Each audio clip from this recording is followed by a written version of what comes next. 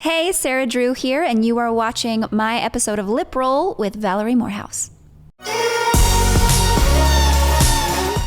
Hey guys, welcome to LipRoll. I'm your host, Valerie Morehouse. And I'm your co-host, Ella London. Hello, Ella. Hello, Valerie. I'm a little taller with this butt pillow. It's nice. I'm like feeling really tall because it's like I'm looking down on you. It's so great. Do you have the tall stool? I have the tall stool. I need the tall stool. I need to be in charge. You know, sometimes it's nice for me to be in charge.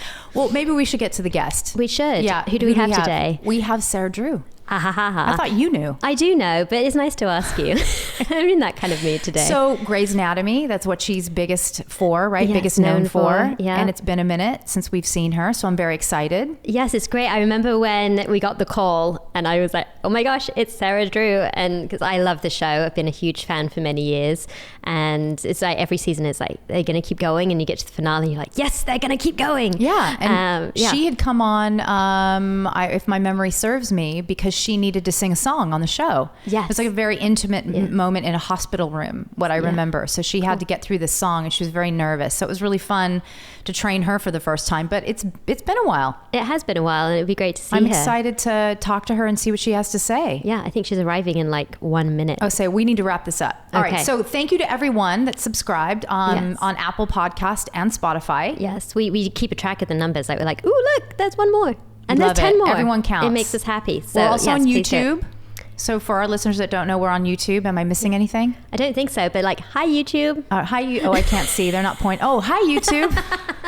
I love you so much. Okay, I think that's it. I think we're done. I think we can go greet Sarah. I think she's at the door. We got to run. All right, awesome. Let's listen. Let's take a listen. So tell me the catch up. Yeah, the catch up is my kids are now 4 and 7, which is wild. The recording I have of you when I lost my voice during Grey's, my son was like 18 months old, so my daughter wasn't even like born yet or in the picture yet. Right.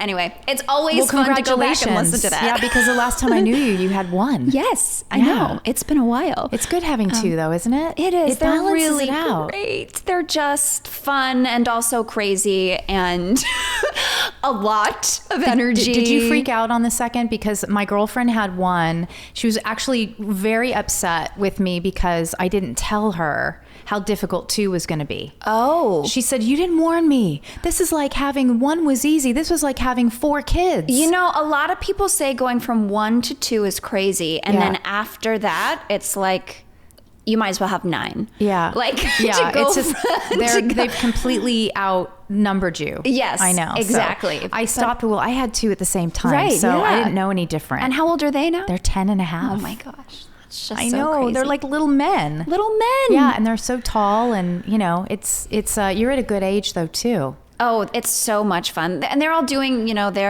my daughter does gymnastics and dance and my son does taekwondo and sports. And he's also like a ridiculous reader. And ooh, that's nice. So that's super fun. And he builds things. He's constantly, like he built a periscope just out of tissue boxes and mirrors and tape the other day. How old is he? He's 7.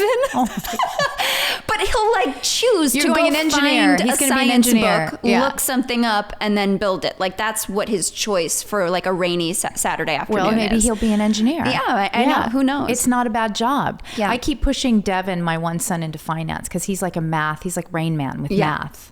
I've tapped out. They're in 4th grade. Okay. I'm like, I can't help you. You gotta ask your dad because my husband's really good at math. I will say my husband is the one that knows all of the things. Like he is a collector of tidbits of information. Right. So my son, when we put him to bed, he wants to ask. He just says, "Tell me something I don't know."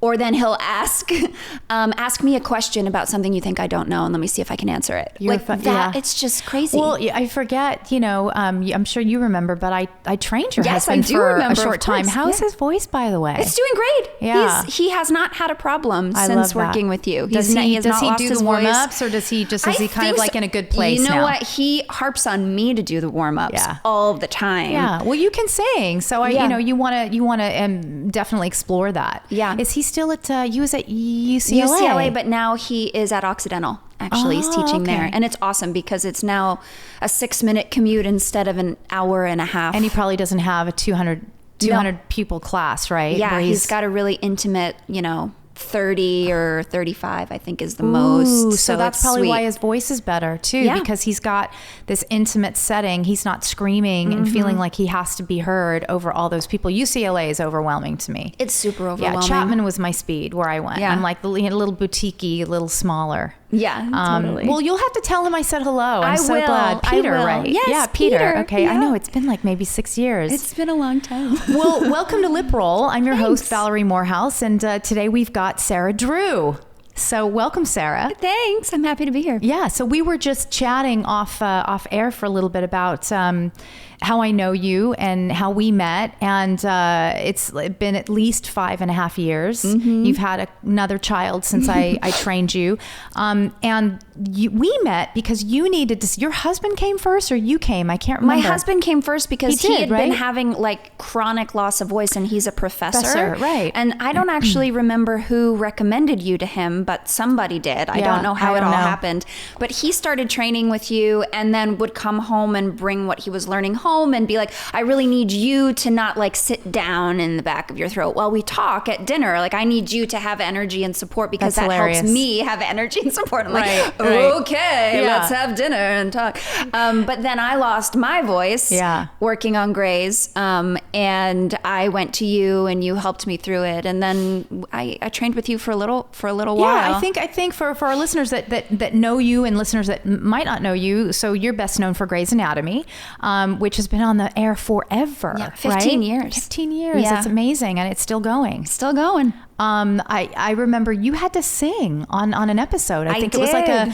if my memory serves me, it was something, and you were singing to somebody or something. Yes, and I was singing. Ill? I was singing to my baby. I had just had a very traumatic birth, and I was not recovered, but the baby was discharged. So baby was home with dad.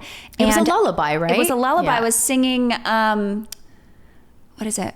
Well, I guess it would be nice if I could touch your body. Oh, I know. Yeah, that's Faith. right. Oh, my yes, God. and then it like George Michael. Yes, Faith. George We love Michael, that. Faith, but as a lullaby that then faded into Sleeping At Last's version. So we almost kind of did like a little duet.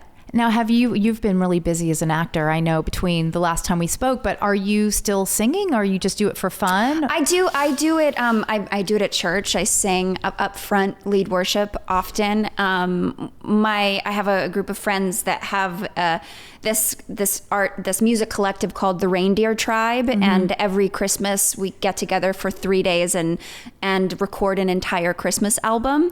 So it's all just like a theme is tossed out. People go home, write stuff. Sometimes you write stuff there. Over this long weekend, it's 3 days, and we just record everything. It's like a friend's songwriting camp, and then you record. It's so much fun. Did you record something on your own? No. I mean, I've sung lead on a couple different ones. So great. On those different albums. So I wrote lyrics to one, and then my friend Rachel wrote the melody, and then this last year, we actually ended up just doing, it was the 10-year anniversary, but the leaders of this collective their band is kind of taking off. They're called Loud Forest. And so they just didn't have the bandwidth to make another album. Right. While also making their own music and playing the shows they're playing. Right. So instead, me and the two leaders got together and did an Instagram live session where we just did like greatest hits. That's awesome. Which was so much like Sarah Drew and fun. friends. And then where do you guys get together and do this? So Rachel and Bernard Chadwick, who are the Loud Forest band, have a studio space that they record everything in, and he also does art there, and it's just a very cool thing. I love it when friends, we had Ryan Cabrera on here, was it last week, guys? Last week. And he does these circles where he just, for charity, and he brings in his friends in his house, and they just all jam, and they play songs, and they just sort of do it. You know, it's not anything that's posted. It's not out. You can't see it anywhere. They just do it for themselves. And I just thought that was so cool. Like the people that you would never know were friends with this other person, and they all come from these different walks of life. But it's such a small town when you really get into it, and they just sit and they jam. Yeah, I mean, I love stuff like that. I mean, it's interesting because my whole life I've sort of been on a journey to find my hobby. Because I'm an actor, but it's not my hobby. Exactly. Like all growing up, my hobby was acting and singing and dancing and performing because I was doing my schoolwork and everything else I had to do. And then when I transitioned into becoming a professional actor, it's like, so what do I do? And what do I do for fun? Because this is the thing that's the most fun to me. And what I've discovered is that, I haven't been making a living singing, but that is something that like feeds my soul. It's such a delight. I love it so much. Anytime we get a chance to do it, it's just makes me so happy. So being an actor, we just had the Oscars just passed us by. Did you watch? Do you watch the Oscars? Actually, I don't watch award shows. You're like, I'm not watching it unless I'm on it. I just started training Dennis Quaid, which has been really cool because of my generation. But he was so interesting because I asked him this question. He goes, no, I don't go to those things. And he said, unless I'm presenting. Yeah. I said, or winning? Right. He said, well, that's a stretch. Well, honestly, I think for me, there is a little like piece of insecurity that is surrounded and encompassed in all of the big fancy award scenarios. You kind of because feel you like want to be there. That's the cool kids club, and last year I actually got to go to the Emmys. I feel like that, and I'm not an actor. Yeah. I can't even imagine. I just think this industry is one that the idea of being in the in crowd is so subjective, and some people who I would say definitely are in don't feel like they are in, you know what I mean? And so it's very, it's just, it really tugs with your ego and your insecurities and all of that stuff. So for me, I actually got to go to the Emmys last year because my directorial debut, which was, I directed a little web series for Grey's Anatomy last year. Oh my gosh. And it was nominated for an Emmy, which is like insane. That's awesome. And I had a ball. I had an absolute blast. And I will say being there and seeing everyone get recognized. And I went to the Creative Arts Emmys, so it's all the people that aren't generally in the biggest spotlight, but they're the people that are creating the entire look and the sound and doing the casting and like all of the people that are so essential that get this moment to really be celebrated. And I found it really quite moving. And so that was lovely. But I don't know why I didn't watch this year, because it really was a pretty beautiful experience to witness it. I found myself going through it quickly. I actually, to be honest, the only reason I tuned in is I wanted to see Gaga and Bradley Cooper sing, because I watched that YouTube clip. Yeah, recording is one thing. You've got tune and Melodyne and all of that. I wanted to see what kind of chops he had live, and he did a fine job. I thought he did a nice job. So that was my thing, and I always have to tap into the music, and then I'm out. Right. I love it. So you're from New York. So there's a lot about, I always tell my team here that when we do these shows, I don't know a whole lot about my guests' personal life, because they're my students usually, and that's how we meet. And so oftentimes I'm discovering a lot about them as we're going through the interview. So I actually didn't know that you were from New York. Yeah, I grew up on Long Island. I actually, first 6 years of my life were in Charlottesville, Virginia, and then we moved to Long Island, and I was there until my parents moved to the Bronx the summer after my first year of college. Okay. And then did you always know that you wanted to be an actor, or how did that come to fruition? Oh, you did? Always, since before I can remember anything. It was like I wrote a musical when I was 11 with my best friend, Brian Perry, who happens to be an incredible composer and orchestrator and conductor. I mean, he's incredible.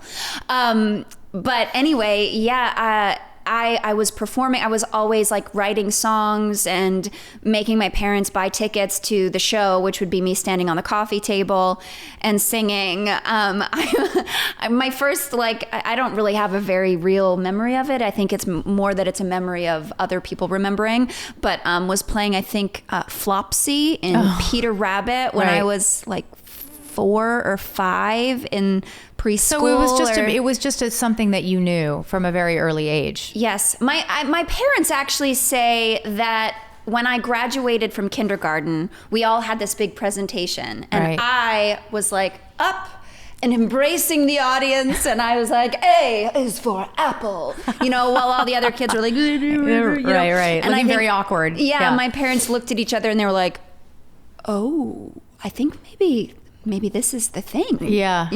Yeah. And then I don't remember any period of my life after that where I wasn't in a play at some point. So you went from plays and then in high school, where did you do voiceover? Did you? I did. Yeah. I did an animated series for MTV called Daria. Okay. Actually, all through high school, which is so funny. I had a manager that I got through an acting class, through like a group of friends that we all did children's theater together, and ended up booking this recurring role that I did all through high school and college on this show Daria, which was really fun.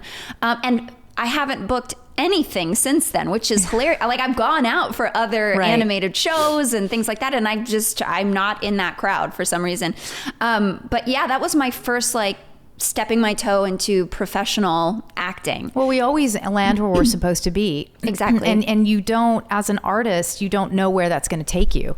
And we're always talking about being committed to our process, right? And not attached to an outcome of some sense. And I think that, it sounds like writing that musical was very influential for you. Yeah. And now, you said you just directed. I think it all kind of fits together. And then maybe, you come back to music in another way. But it's nice to know that you can do all three, all four. Yeah. And not just be an actor, but, use your talents and do other things. Drama school. You went to drama school, right? I didn't actually go to drama school. I went to the University of Virginia and I majored in drama. Okay. But it wasn't a conservatory program. It was, a normal liberal arts college where I had to take all my other requirements and I had the whole full college experience and everything. And it's interesting because I did go and visit a few different drama schools when I was looking at colleges, and the sense that I got from the different places I went and the students I met were like, oh yeah, you're in it from like 9 a.m. to 6 p.m. every day, it's only intense. doing acting. Yeah, it's and intense. They all seemed burnt out to me. And I was like, this is my love. This is like the love of my life.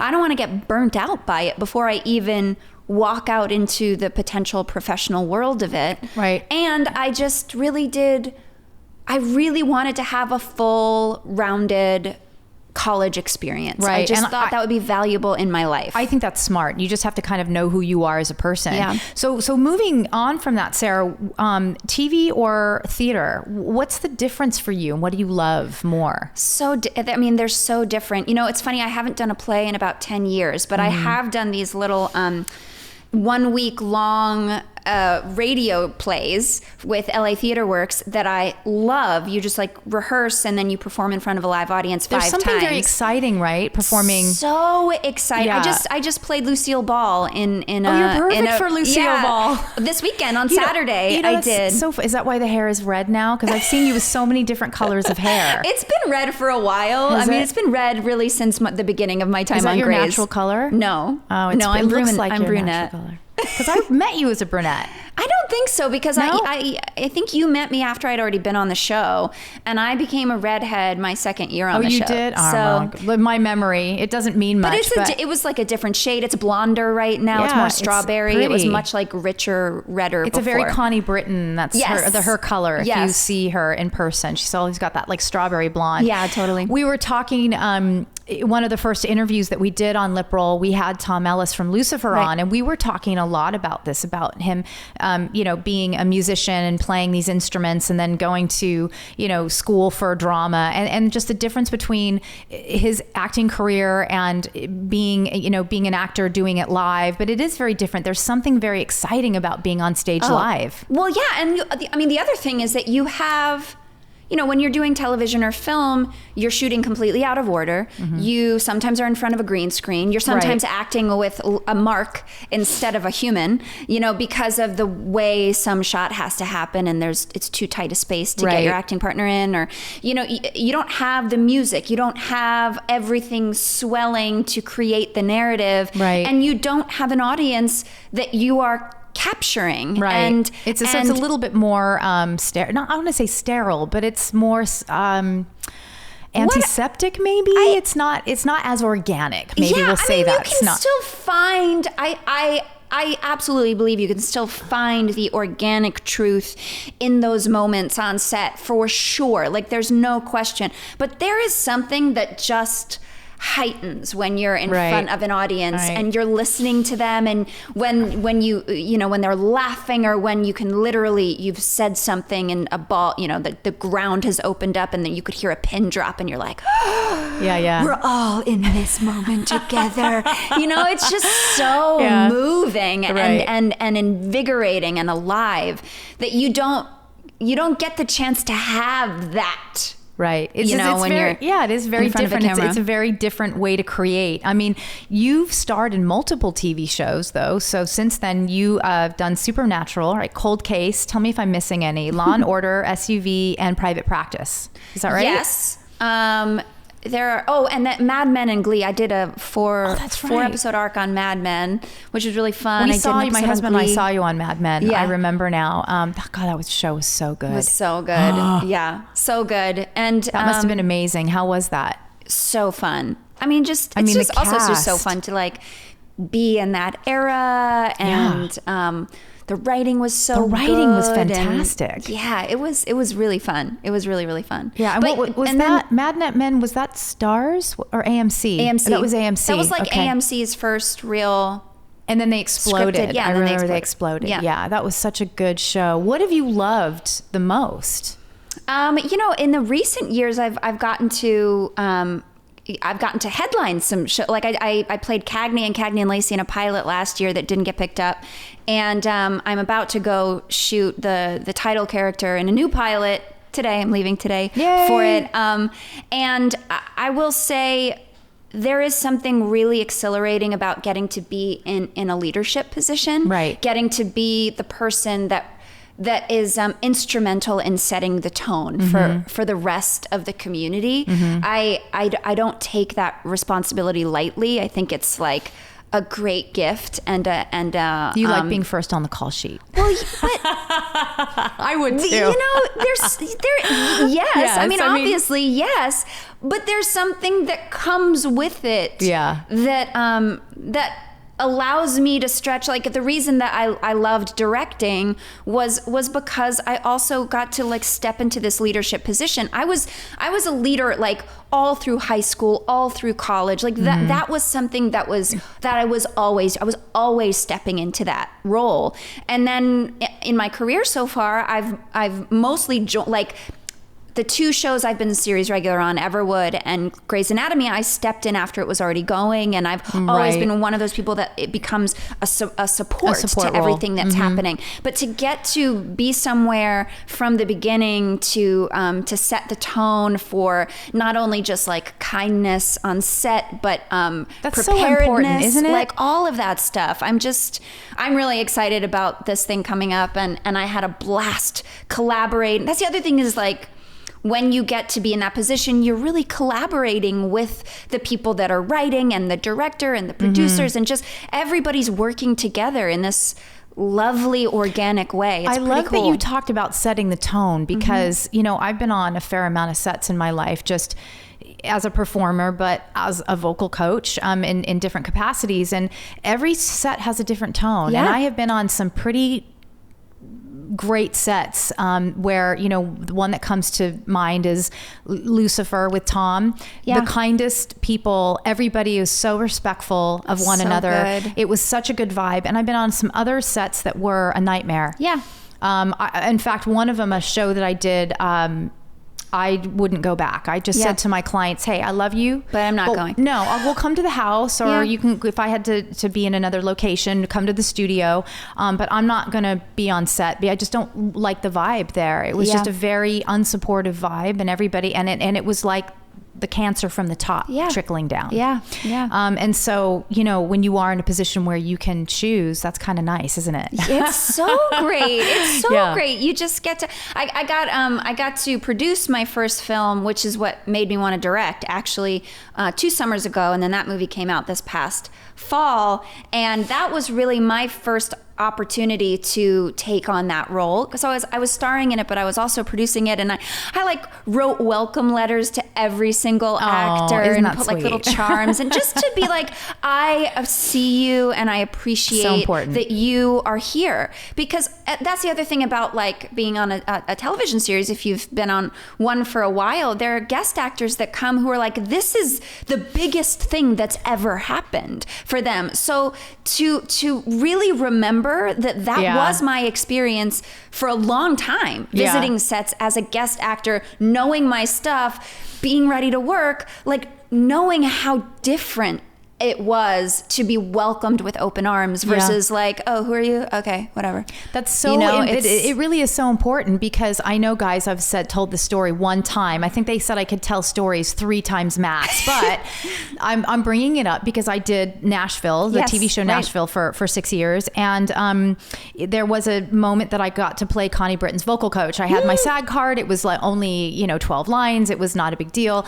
But it was all day. And I remembered, oh gosh, I just don't, and this is why this was so difficult for me. As you get higher on the food chain, you're not waiting around as much, but a 10 a.m. call, 7 p.m. and everybody wants to go home. It's the last scene of the day. And I had to just be on it. Like I had been acting not acting for probably 8-9 years at that point.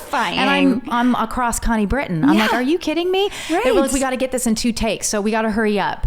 And then they changed the lines on me on the spot. And so it was nerve-wracking. And so it's nice that you set the tone. I just remember being there. That's the thing is like, I was on Grey's Anatomy for 9 years, and there is something about like really sinking into the comfort of getting to be an established character in a place where I have a voice and I'm heard and all of those things. But I have never forgotten the time before I finally landed in a place I could call home, and where you're just like a gypsy hopping from thing to thing, meeting this person, that person, this person, that person, and going, I don't know how I'm going to be received. I don't know if anybody wants to talk to me. I don't know if they're all going to be buried in their phones the whole time, or if they're going to actually acknowledge me as a human, Yeah, it is. Let's talk about that for a second. I mean,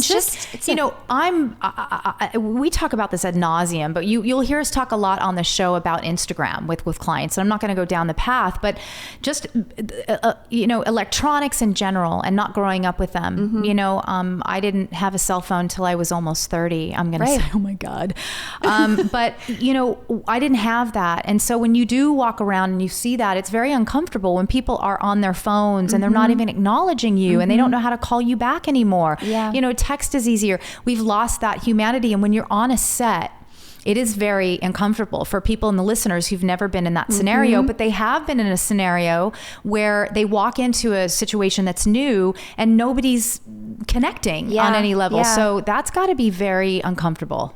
I mean, I remember my first few things that I did were before the cell phones had internet. So people were using them to call, maybe text, but you weren't like doing social media, checking Instagram, doing your email. You weren't doing what your whole computer can do on a cell phone. So I remember when people were knitting on set. That was that. And when you're knitting, you're still talking. You're still reading magazines, available, or you've got a novel or whatever. But there's an approachability to human connection that happens when you just dive into the cell phone. You feel like you're imposing if you try to have a conversation with someone in that scenario. So the year that you were on Grey's Anatomy, I'm just trying to think what year that was. 15 years ago, people had phones, but what was your experience when you started that show? Were you well received? Was that like? I mean, so I came on to Grey's Anatomy 6 seasons in, and I came on only to do a 2-episode guest star. Like I was told when I didn't audition for it. I had just done a pilot for Shonda Rhimes, and so she actually just offered this to me. She's like, "It's just 2 episodes. Come play." You were a doctor role, right? I was playing a doctor. April Kepner, yes, is that right? April Kepner, and she was written to get fired, to make a huge mistake in my second episode and get fired at the end of that second episode. And I walked on like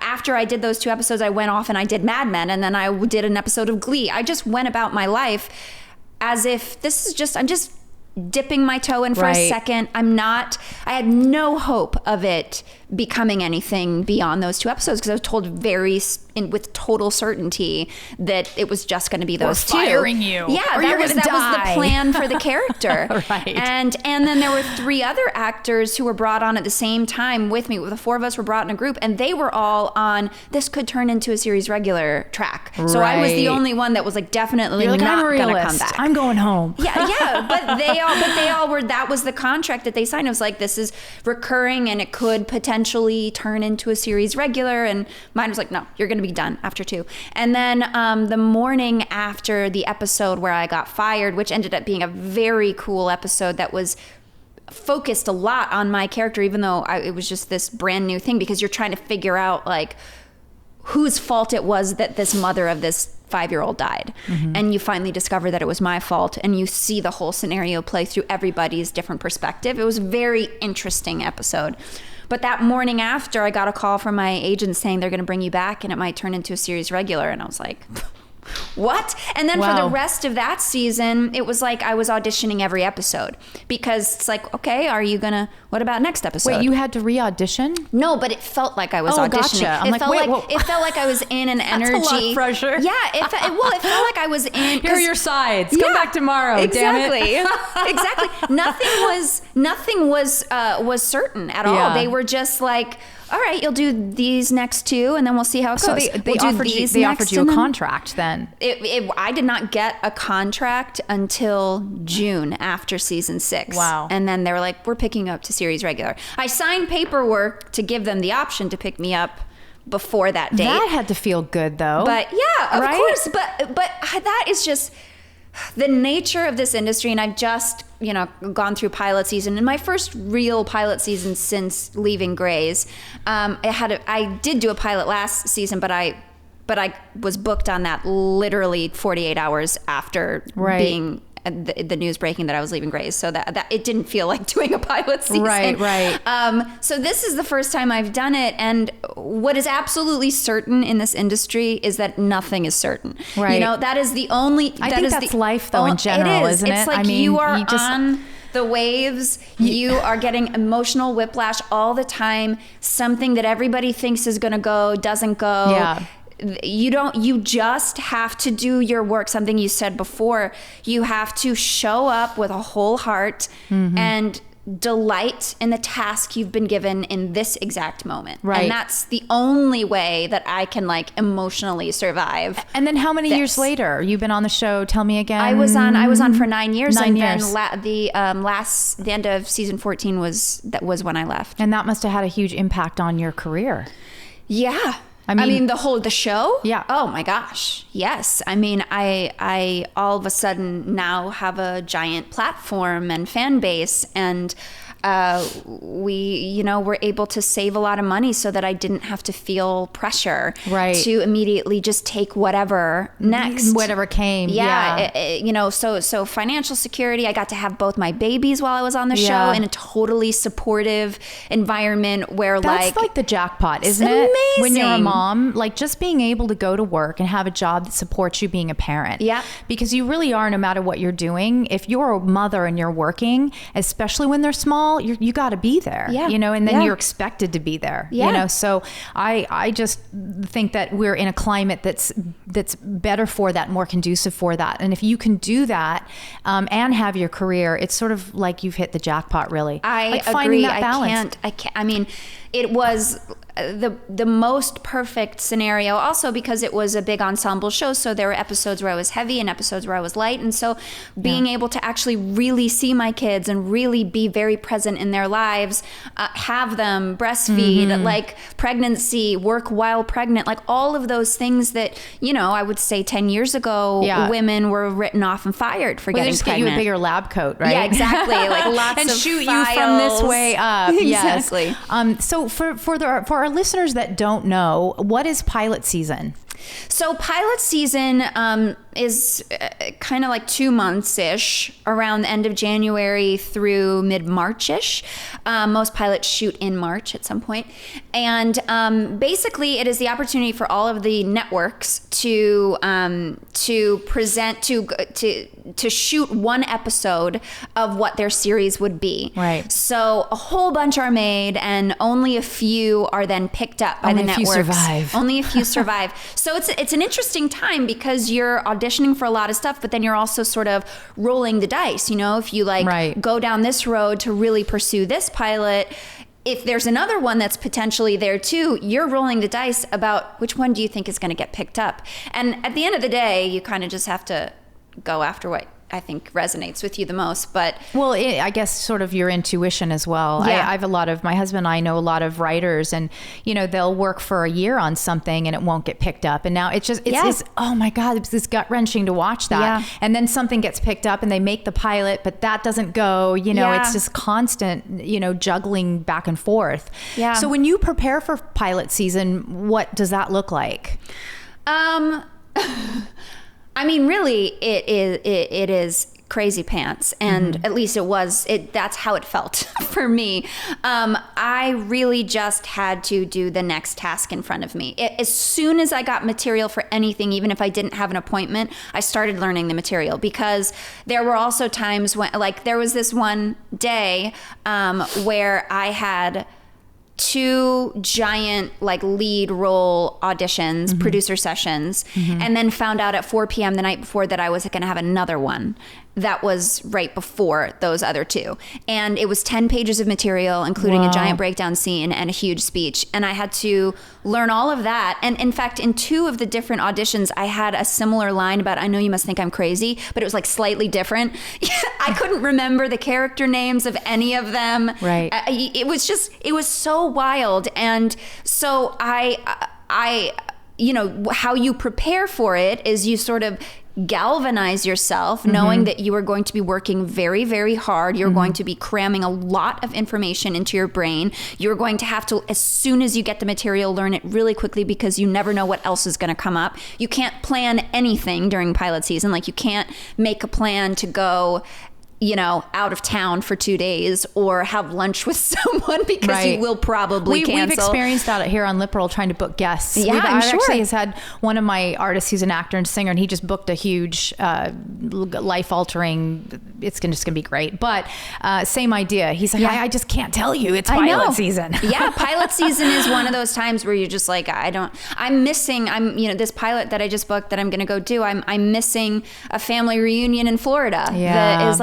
5 days with my husband and celebrating his mom's 70th birthday. Those are those tough moments. I know. That's really tough. It's really tough with all the cousins and all of the siblings and just all of this. You want the job, but you kind of hope that nothing comes about so you can just breathe a little bit. It's you're probably emotionally pulled in 2 directions. Oh, every day. And because the other thing is that you get close to something. Right. So you'll get pinned for something, but then find out that they've actually offered it to somebody else. Or and you're then on a hold. You're on hold. You got to wait to see if that person says no. Brutal. And then, or you actually go, I've tested a couple times this season and I didn't get one of them. And what's really weird about the testing process is you're down to the last 3 people. Right. You negotiate a full contract, a 6-year contract, and you sign paperwork before you go into the test. And only one of you actually gets to move forward on the contract, Yeah. So that is also weird, to just be talking about money and different things in the contract. And you haven't or even really booked it yet. No. So yeah, it's crazy. It's They've got you. wild. They just got you. Yeah. You know what I mean? Yeah. And then there's not a whole lot you can do, because you get to that place where you could have been with your family, but they've got you on a hold, and then you don't get the role, and you miss that moment. So there's a lot of emotional turmoil. I turned down a recurring on a really, really cool Netflix show because they wanted me to be in first position during a couple days in March when all the pilots shoot, and I didn't have a pilot yet. But I couldn't. You couldn't risk that time. I couldn't risk it, and Yeah. I'm glad I didn't, because I wouldn't be able to do this one. Yeah. So it's a really the amount of material plus the crapshoot of it all right. is unlike any other time of year. Right. I feel like, because a lot of the other shows that cast are, 10 episode pickup or already, straight to series. So this is the time when you're just going, I don't know. I mean, my husband was like likening it to oil prospecting. That sounds like Peter. I know. Where you're just like, I guess I'm going to go all in for this thing. I think this is valuable. I think it's worth a lot. All these other people want it too. Yeah. But it's going to cost this and this and this. And then I might have this chunk of land and then not get any oil out of it. So for people who think that this business, and to our listeners that find this all very fascinating, that don't know this other side of the business, it's very difficult. We talk about this with a lot of our artists, actors, producers, singers. This business, you have to work very, very hard. And it doesn't just come. There's a lot of sacrifices, and it's not all glamorous. In fact, most of it isn't. It's very real, and you just have to work at it as hard as you would any other thing in life. But we're going to switch gears for a minute. So we're going to bring some levity to it. We have a new segment on LipRoll called Real or Fake, and you're going to lead this, right? I'm going to let you go. So we have a new segment, Real or Fake, and we're going to do pilot season edition. And so how it's going to work is I am going to describe a TV pilot. I'm going to give you the title and a little description. Okay. No cheating. Don't look at your notes. I'm not. I turned them around. And it's all from this season? It's all from this season. Yeah. Which, I have a little bit of an advantage because I've read a whole lot of them. because you know them, right? Yes. So I have no advantage. We'll see. So she's going to kick my ass. If you get it right, you're going to hear this. Oh, I thought we had a buzzer, and like a fake fake buzzer. Wrong, Never you're mind. going to hear this. Are you going to be able to get to that fast enough? I guess so. I'm like playing multiple roles here. So are we both like competing? Are we yes. It's like competing. So you're going to have to like see who answers first. In the old days, we'd have a buzzer, but now we have an app. Got an app, and I buzzer. only have one phone, so I get to be like, if you're right or wrong. Okay, so let's do it. Okay, I'm ready. Show number 1 is called Watchmen. In this alternate history timeline, heroes are treated like outlaws. This show follows the life and struggles of this environment in a 1960s era New York City. Real. Fake. Well. Oh, do I have to go? We have to go I guess, one how by do we one? do this? Yeah, because I guess, All right, so Sarah, you go first. You're the guest. I say fake. Real. It's real. It's real. Ding, ding, ding, ding, ding, ding. Sorry. Ooh, I'm doing too good. All right. Okay. So show 2 is Totaled, a drama series set in the Southwest that follows a young college dropout who buys and sells totaled cars. When a Craigslist deal goes wrong, he finds himself caught up with a crime family with deep ties to a notorious cartel. Sarah. Oh, that's my turn? Mm-hmm. Fake. Yeah. Yay! Yes. That sounds very fake. Okay. All right. Okay, show 3, Catch-22. Set during World War II, this show follows a bomber pilot as he deals with the trauma of being forced to kill people he has never met and dealing with the results of disobeying his military commands. Valerie. Oh, do I get to go then? I wasn't listening. I don't know. My brain went somewhere. You get a bonus question. I was totally not engaged. Fake. See, I'm losing. It's real. Oh my goodness. All right. So we're moving on. See, I'm already not paying attention. All right. Show 4, Snowpiercer. Based on a Korean film, follows the passenger of a train that circles the globe. Inside are the remnants of humanity. Valerie. That sounds pretty fake. It's real. I know it is. They made a movie about it. I had a meeting with them. Anyway. Oh. Well, no, not actually. It was a general meeting, but they told me about it months and months ago. So. I saw her eyes. She was like, she's screwed. She's screwed. I have intel. Okay. Show 5, Yucca Motel. A new unscripted reality series about a young couple who run a successful Airbnb in the desert near Los Angeles County. Sarah. Real? I feel like with reality shows, all bets are off. See, that's the problem, isn't it? The reality, no idea what's going to work. The reality shows screw us because it could be anything. There's such crazy nonsense on the air today. We just don't know. You see everything on Netflix these days. All right. So show number 6, The Village. A drama series described as This Is Us, set in a Brooklyn apartment building. The show follows the tenants of an apartment building as they deal with immigration, single parenting, and a veteran returning home from war. Valerie.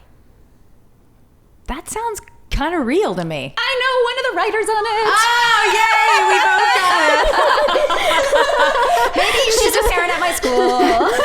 Maybe you should just be quizzing me. Maybe I should. Sarah already knows all of them. Except that all the ones you've asked me, I don't know. I know, but because you've never heard of them, right?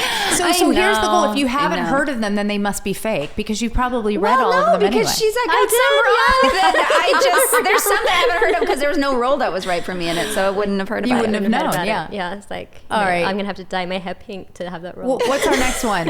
All right, show 7 is called The Prodigal. It's a drama series based on a journalist living in Rome, uncovers a crime that connects several suspects to the Vatican Church. Teaming up with a private detective, they begin to unwind a mysterious web of conspiracies. Sarah. I'm pretty sure that's real. She's giving me a no. She's giving me a no for that. I'm terrible at this game, and I should know this stuff. This is just making me happy. I'm sorry. I like that. I like this sound. It's kind of cool. She's just loving the buzzer. She doesn't care about anything else. She just likes to go when we get something wrong. All right, we'll do a few more. Right, we've got 2 more here. Okay. This is what it comes down to. These 2 questions here. Show 8. That Thing You Do. Comedy based on a popular film about a one-hit wonder rock and roll band in the 1960s. Valerie. Wasn't that sounds real to me. Oh, mean. I just thought, you love that. She's just going to buzz me. Just buzz me twice. Right. All right, Sarah, it comes down to this. Okay, all right. I think Valerie might be Who's one up keeping on score? you. I don't think anyone is anybody keeping score? I think I'm losing. All right. I think we're both losing. I think we might be tied. This is called Boomerang, a comedy that revolves around a successful executive that finds his lifestyle choices have turned back on him when he finds out his boss is a bigger deviant than he is. Deals with the conflicts between Generation X and millennials. Sarah. Real.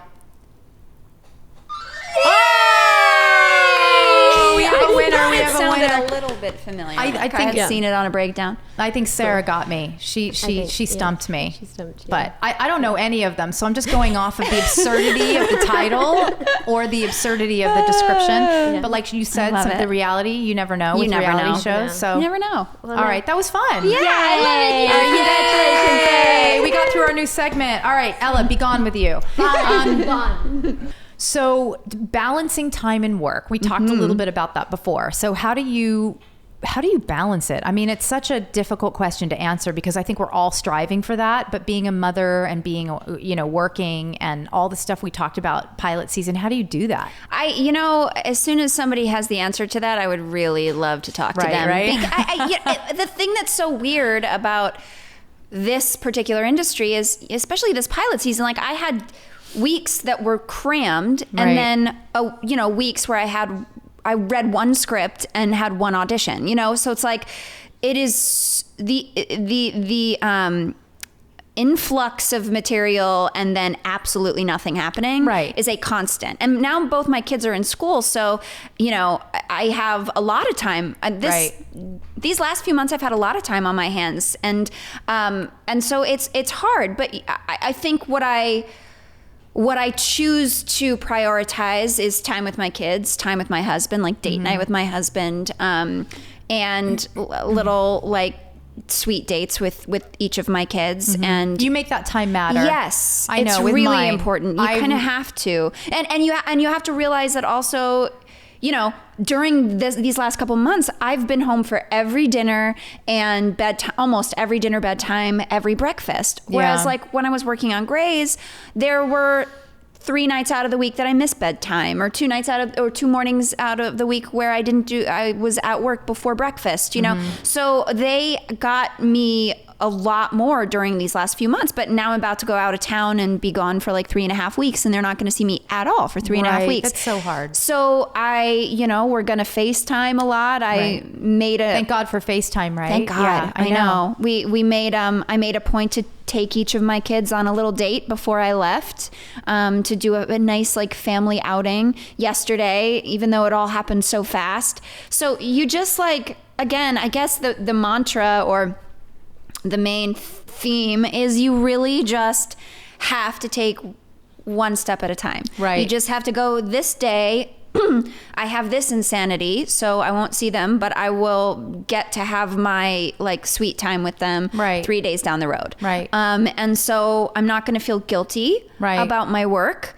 I'm going to not talk about it with my kids as if it's something that I'm like, I'm so sorry that I have to work. No, they don't. Like that's not helpful to them. Like you say, mommy's so excited. This is such a great job. It's a positive thing. It's a positive thing. And, I'll never forget just wrapping up when I went to China for 3 weeks, or, it was crazy with an artist.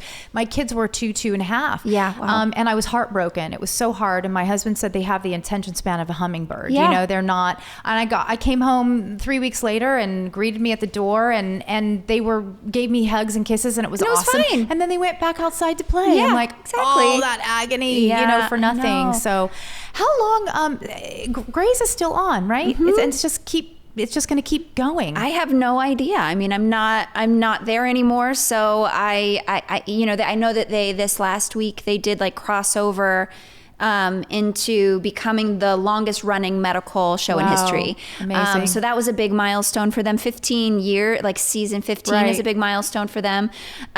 So yeah, I mean, I don't know. I'm not in those conversations anymore, so I have no idea how long they're going to keep going for. So what are your goals for 2019? Because you've got some cool stuff, it sounds like, coming up.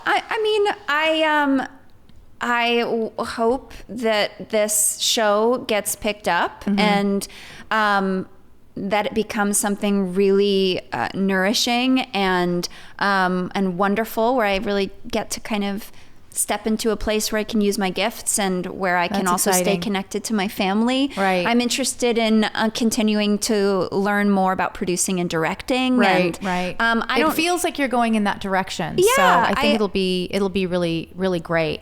Where can our audience find you? Well, you can find me on Instagram at the Sarah Drew or Twitter at Sarah Drew. That's really where most of my stuff happens, appears. where you can kind of see what I'm up to, see what I'm thinking about. It's interesting actually. Over these since leaving Grey's, I started writing a lot more, and some of my posts were much more kind of meditative and thoughtful and asking questions and going, these are the deep kind of soul things that I am working through, and what are your things that you're working through, and like really starting to engage with the audience in that way. And it's been really lovely to see people respond, but then also talk to one another and offer support to one another and hear their stories and stuff like that. And it's been a really, really cool shift, because before, I didn't join Instagram till several years into Grey's, so my whole Instagram personality was about Grey's. And so kind of recreating and finding, what is my voice beyond Grey's and in this new space that I'm in, what do I want to say, and I don't take it lightly. I love that. It's well, we want to follow you definitely in 2019, and thank you so much for coming on LipRoll. This has been really fun to have you, Sarah. Absolutely. Thanks so much. You got it.